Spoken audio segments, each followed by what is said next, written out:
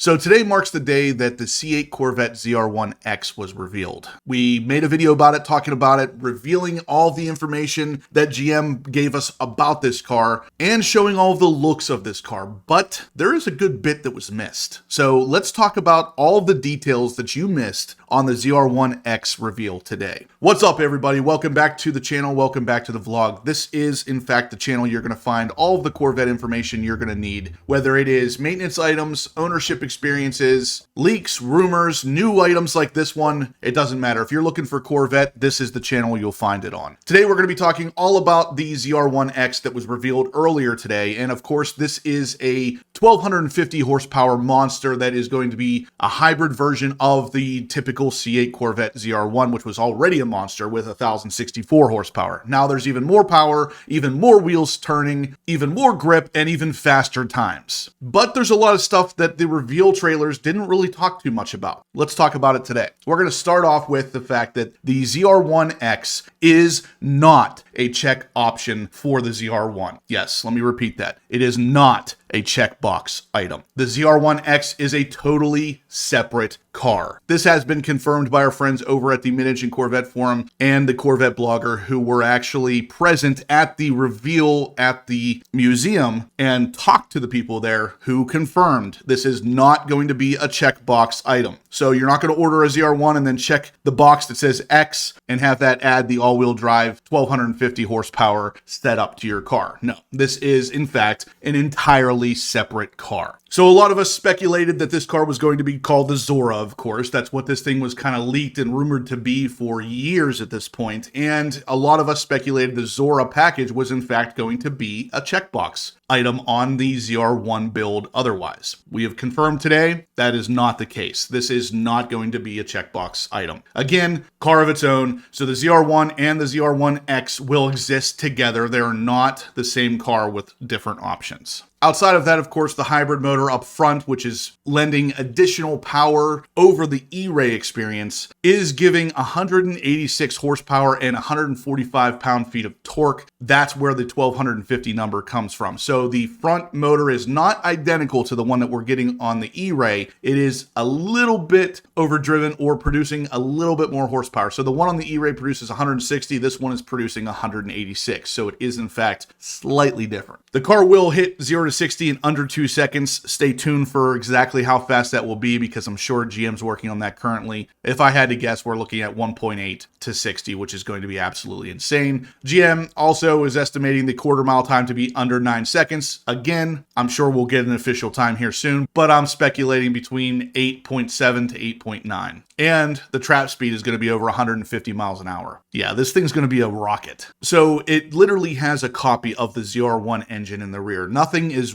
different with the internal combustion engine that this car comes with. So the biggest difference, of course, is going to be the hybrid motor up front, but there's a lot of differences that are happening in between those two things. So when you buy the ZR1X, you are in fact getting a ZR1 engine, still twin turbocharged, still the same dual 76 millimeter turbochargers, still the same Manny turbo exhaust design that basically combines the manifold and turbocharger to produce as little lag as possible. All of that is the same. And just like with the E-Ray, there is no physical connection between the two power sources on the ZR1X. So the engine and the hybrid motor on the front operate completely independently. There's no requirement to plug in the hybrid part or anything like that. It is totally self-sufficient. Charging takes place just like it does on the E-Ray through brake regen and things like that. The compact electric motor on the front axle is capable of 186 horsepower and 145 pound-feet of torque, like we said, while retaining the exact same shape and size of the E-Ray front drive unit. The ZR1X unit pairs strengthened internal components and improvements in energy deployment to generate an additional 26 horsepower and 20 pound-feet of torque. The front axle is engaged and can apply power through 160 miles an hour before disconnecting, directly benefiting, of course, the ZR1X's quarter mile and acceleration times. Where things get kind of interesting is an option on the car called push to pass. It gives you the maximum available power on demand. What that means is you literally push a button on the steering wheel and it's going to engage that front motor and give you all of the power available regardless of the charge status. So even if there's barely any power left in that motor, it is going to give you all 186 horsepower to push you as fast as you possibly can go at the press of a button. Not that you would ever need an extra 186 horsepower for no reason, right? The Performance Traction Management Pro version is also on this car. So while this setting turns off traction and stability control, the following features do remain active. The regen brake torque vectoring, which of course is going to help recover energy in that battery without sacrificing agility. And the front axle pre-control, which actively manages inside front brake pressure to enable maximum corner exit traction. So that PTM Pro mode is going to basically turn off everything and allow you to completely drive the car. Now, a lot of the information we've talked about in the past about the ZR1X, or when we were still thinking it was going to be called the Zora, referenced